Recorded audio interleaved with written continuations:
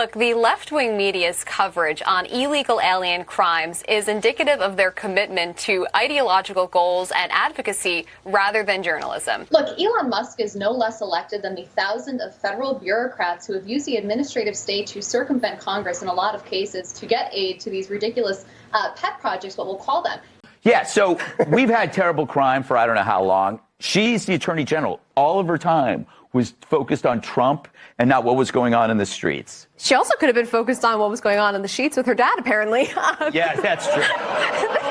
This woman has given a whole new meaning to daddy issues by marrying her father. They didn't even ignore it. They actively participated in this cover-up, and now you have these self-righteous journalists trying to position themselves as victims of deceit rather than perpetrators of it. President Trump and the Republicans that got rid of the right to protective abortion nationwide thanks to the There's Supreme no Court right decision. in the Constitution. He sent it back to the states. When you look at what Fetterman said, And one of the underpinnings of capitalism is this idea of property rights. When you can corrode this idea of property rights, so for instance, you make property theft permissible. Look to California. You could steal up to X amount of dollars, no charges. When you make things like what the CDC did in 2020, where they told landlords, you don't have property rights. You can't evict your tenant if they don't pay rent because we said so. And it actually continued until the Supreme Court stepped in. And when you have these incidents of squatters, the reason that these Democrats in these areas aren't taking a urgent approach to fixing this and making this correct is because they don't want to. They want to corrode capitalism so they can usher in socialism, and this helps them. The left has had such a monopoly on the media for so long.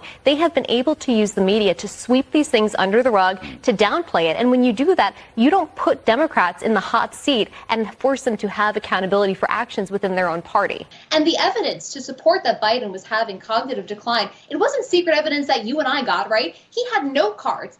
We had the Robert Hur report. We saw the speech he gave after that report came out.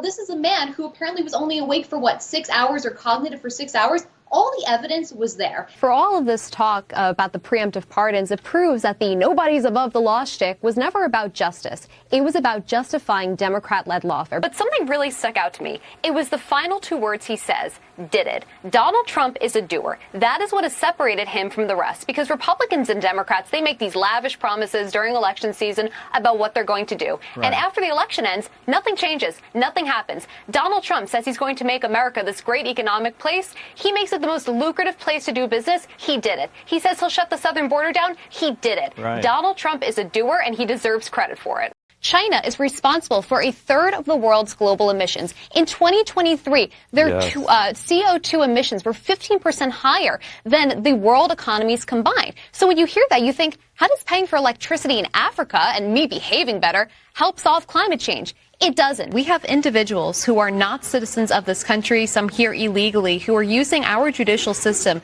to block Donald Trump from implementing a mandate that the American people gave to him. And they're getting away with it because of judicial activists. And the House Judiciary Committee is holding a hearing today. That's great in terms of bringing public visibility to judicial activism, but that is not enough when time is of the essence. So either the Supreme Court needs to step in and rectify this, or Congress needs to take serious steps to strip these courts of their jurisdiction to prevent judicial activism from wreaking havoc on this country.